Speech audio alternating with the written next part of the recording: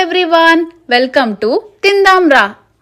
ఈ రోజు నేను ఆవకాయ పచ్చడి ఈజీగా గిన్నె కొలతలతో ఎలా పెట్టుకోవాలో చూపిస్తాను రండి. ఈ పచ్చడి సంవత్సరం పైన నిల్వ ఉండాలంటే ఏ టిప్స్ పాటించాలి, అలాగే పచ్చడి ఎర్రగాను ముక్క గట్టిగాను ఉండాలంటే ఏ టిప్స్ పాటించాలో చూడండి. గిన్నె కొలతలతో చూపిస్తున్నాను. ఈ వీడియోని చివరి వరకు స్కిప్ చేయకుండా చూడండి. మా వీడియోస్ని చూసే ముందుగా మీరు తప్పనిసరిగా లైక్ చేయండి, షేర్ చేయండి, సబ్స్క్రైబ్ చేయండి, పక్కన బెల్ ఐకాన్ క్లిక్ చేయండి. ఇక్కడ నేను చిన్న రసాలు మామిడికాయలు తెచ్చుకున్నాను. ఈ కాయల్ని శుభ్రంగా కడిగి బట్టతో బాగా తుడుచుకుని ముక్కలుగా కట్ చేయించి తెచ్చుకున్నాను. వీటిని ఫ్యాన్ గాలికి చక్కగా ఆరనివ్వాలండి. ఈ ముక్కల పైన ఉన్న పొరనంతటిని తీసివేయాలి. ఈ పచ్చడి పాడవకుండా సంవత్సరం కాలం పాటు నిల్వ ఉండాలంటే తడి లేకుండా శుభ్రంగా తుడుచుకోవాలండి. తడి ఉంటే బూజు పడుతుంది. ఇలా నలిగిన ముక్కలు అన్నిటిని తీసి పక్కన పెట్టుకోవాలి. వీటిని పచ్చడిలో కలపకూడదు. ఇక్కడ నేను కళ్ళుపుని 2-3 రోజులు బాగా ఎండబెట్టి మిక్సీ పెట్టి జల్లించి పక్కన పెట్టుకున్నాను. అలాగే వెల్లుల్లి రెబ్బను ఒలిచి పక్కన పెట్టుకున్నాను.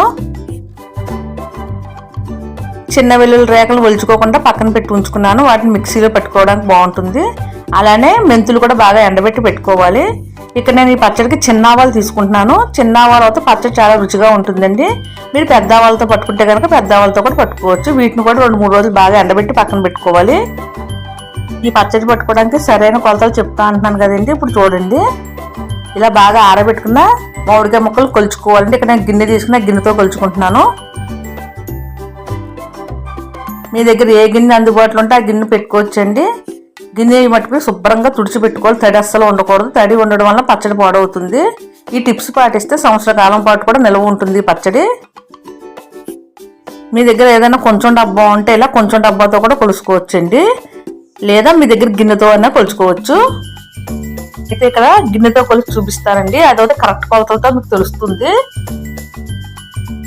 కొంచెం డబ్బా అవుతే కనుక 4 కేజీల ముక్కలండి ఇవి. ఇలా కొంచెం డబ్బాలైనా కొలుసుకోవచ్చు. లేకపోతే మీ దగ్గర ఏదైనా గిన్నె ఉంటే గిన్నెతో కూడా కొలుచుకోవచ్చు. ఇక్కడ నేను కొంచెం ముక్కలకి ఎంత ఉప్పు వేయాలో చెప్తానండి. ఇక్కడ కొంచెం ముక్కలు తీసుకున్నాను. ఒక తవ్వ నిండుగా ఉప్పు తీసుకోవాలి. జల్లించి పెట్టుకుని ఉప్పుని తీసుకోవాలి.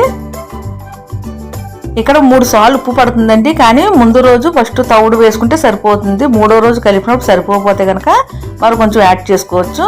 అలాగే ఏ తవ్వతో మనం ఉప్పు తీసుకున్నాం అదే తవ్వతో 2 తవ్వలు పచ్చికారం వేసుకోవాలండి. అలానే మనం బాగా ఎండబెట్టి ఉంచుకున్న మెంతులను కూడా ఒక 1/2 సాల్ట్ వేసుకోవాలండి. అలానే బాగా ఎండబెట్టి పెట్టుకున్నాం కదండి. ఆవాలు మిక్సీ పట్టుకుని జల్లించుకోవాలి. ఇలా ఆవుపిండి కొలుచుకోవాలండి. 3 సార్లు ఆవుపిండి అయితే సరిపోతుంది. సోలతో చూపిస్తున్నాను. ఈ సోలతో 3 వేసుకుంటే కనుక 3 సార్లు అండి ఇది. కొంచెం మామిడికాయ ముక్కలకి సరైన కొలతలు చెప్తాను, నోట్ చేసుకోండి. ఒక తౌడు ఉప్పు తీసుకోవాలి. సేరు కారం తీసుకోవాలి. 3 సార్లు ఆవుపిండి తీసుకోవాలి. ఒక 1/2 సాల్ట్ మెంతులు తీసుకోవాలి.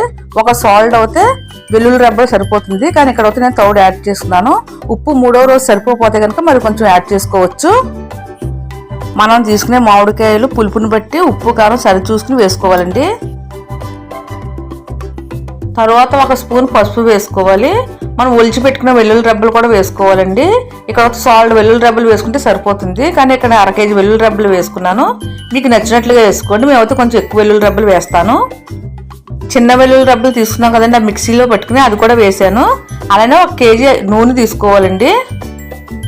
ఇక్కడ మనం పల్లీల నూనె తీసుకోవచ్చు. అలాగే నువ్వుల నూనె కూడా తీసుకోవచ్చు అండి. మీకు నచ్చిన నూనె తీసుకుని పచ్చడి కలుపుకోవచ్చు.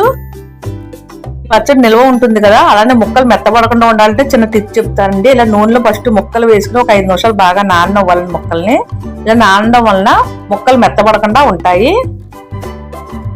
మనం వేసినవన్నీ బాగా కలిసేలాగా చేతితో బాగా కలుపుకోవాలండి. ఇక నేను మామిడికాయ ముక్కల్ని కొలుచుకున్నాను. 4 గిన్నెలు అయినండి ఈ గిన్నెతో. ఇక్కడ చిన్న టిప్ అండి. ఈ ఏ గిన్నెతో అయితే మనం మామిడికాయ ముక్కలు కొలుచుకున్నామో 4 గిన్నెలు, అదే గిన్నెతో ఈ కలిపినవన్నీ 2 గిన్నెలు అవుతాయండి. ఒకసారి కొలుచుకుని చూసుకోండి. ఇక్కడ మనం ఈ గిన్నెతో 4 గిన్నెలు ముక్కలు తీసుకున్నాం కదా. మనం కలిపి ఉంచుకున్న పిండిని చూడండి. కరెక్ట్గా 4 గిన్నెలకి 2 గిన్నెలు అవుతుంది. ఇదైతే కరెక్ట్ కొలత అండి. పచ్చడి రాని వాళ్ళు కూడా ఈజీగా పట్టుకోవచ్చండి కొలతలతో. నూనెలో వేసి నానబెట్టుకున్నాం కదండి మామిడికాయ ముక్కలు ఒక 5 నిమిషాలు. ఆ ముక్కల్ని నూనెలోంచి తీసుకుని కలిపి ఉంచుకున్న కారంలో వేసుకోవాలి. తర్వాత ఆ నూనెలో మిగిలిన ముక్కలు కూడా వేసుకుని 5 నిమిషాలు నానబెట్టుకోవాలి. తర్వాత జాడీని శుభ్రంగా కడిగి ఎండలో పెట్టి బాగా తుడుచుకోవాలండి. దీనివలన పచ్చడి పాడవకుండా ఉంటుంది. అలానే జాడీలో కొంచెం అడుగున కొంచెం నూనె వేసుకోవాలి. తర్వాత మనం ఉప్పు కారం ఆవపిండి అన్ని ముక్కలకు బాగా పట్టేలాగా కలిపి కొంచెం కొంచెం ముక్కలు కలుపుకుంటూ జాడీలో వేసుకోవాలి. మనం వేసిన ముక్కలన్నీ కలిపి వేసుకున్న తర్వాత మళ్ళీ నూనెలోంచి తీసి ఆ ముక్కలను కూడా మిగిలిన కారంలో కలిపి వేసుకోవాలి. బాగా కలపడం వల్ల ఉప్పు కారం ముక్కలు బాగా పడుతుందండి. మనం వేసుకున్న ముక్కలు ఉప్పు కారం అన్ని బాగా కలిపి జాడీలో వేసుకోవాలండి. ఇలా జాడీ నిండుగా వచ్చింది చూడండి. కానీ ఏం కంగారు పడిన అవసరం లేదు. 3వ రోజుకి మొత్తం సగం వరకు దిగిపోతుంది.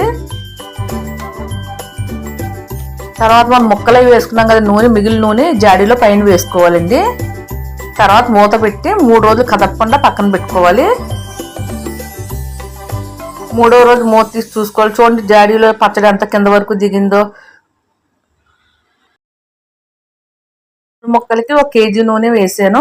ఇప్పుడు ఈ ముక్కలన్నిటిని ఒక ఖాళీగా ఉన్న ఒక బేషన్లో తీసుకుని పచ్చడిని బాగా కలుపుకోవాలండి. పచ్చడి అంతా ఇలా బాగా కలుపుకోవడం వల్ల ఉప్పు కారం అంతా అన్ని ముక్కలకి బాగా పడుతుంది. తర్వాత మరలా అదే జాడీలో వేసుకుని పైన కొంచెం నూనె వేసుకోవాలి. పచ్చడి పాడవకుండా ఉండాలంటే మనం వేసిన జాడీ పక్కన ఉన్న నూనె అంతా బాగా తుడుచుకోవాలండి.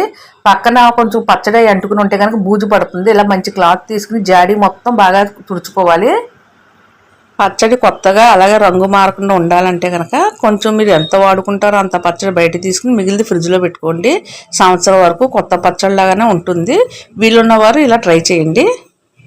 చూశారు కదా గుమ్మగుమ్మలాడే ఆవకాయ పచ్చడి ఎలా తయారు చేయాలో. నేను చెప్పిన టిప్స్ అన్ని పాటిస్తూ చేయండి. సంవత్సరం కాలం పాటు నిల్వ ఉంటుంది పచ్చడి. ఈ పచ్చడిని ఫ్రిడ్జ్లో పెట్టుకోకుండా కూడా స్టోర్ చేసుకోవచ్చు. ఇప్పుడు అన్నీ కల్తీ ఉండడం వల్ల పచ్చడి తొందరగా పాడయ్యే అవకాశం ఉంది కాబట్టి నేను ఇక్కడ ఫ్రిడ్జ్లో పెడుతున్నాను. మీకు ఇష్టమైన ఫ్రిడ్జ్లో పెట్టుకోవచ్చు, లేదా మామూలుగానే స్టోర్ చేసుకోవచ్చు. సంవత్సరం కాలం పాటు నిల్వ ఉండే ఆవకాయ పచ్చడి ఎలా పట్టుకోవాలో చూసాం కదండి. అలానే మా వీడియో కనుక మీకు నచ్చినట్లయితే తప్పకుండా లైక్ చేయండి, షేర్ చేయండి, సబ్స్క్రైబ్ చేయండి. Thank you.